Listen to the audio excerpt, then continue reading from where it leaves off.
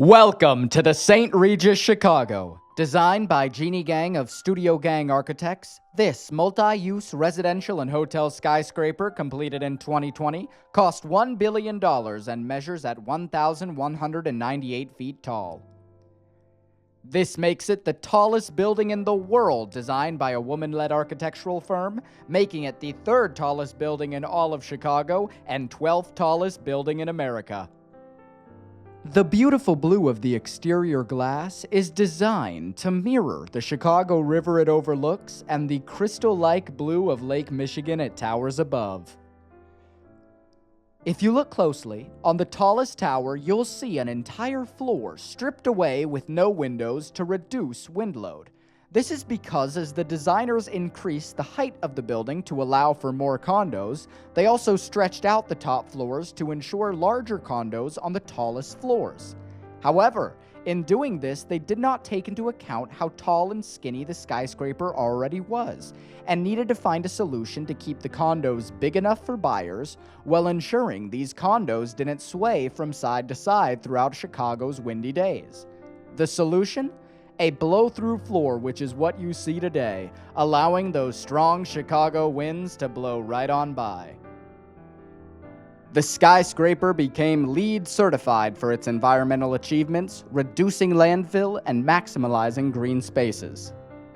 Known for its environmental achievements, throughout the construction process, more than 75% of St. Regis's construction waste was actually diverted back into the manufacturing process. This Lakeshore East skyscraper is composed of 3 towers referred to as stems by the architect. At 3 different increasing heights, what you might notice slightly resembles cell phone signal bars.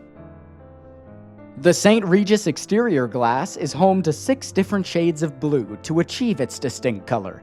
If you take a closer look at the skyscraper, to the naked eye, it may look as if the building is curved. But that is just an illusion, with the building itself containing 0 curves.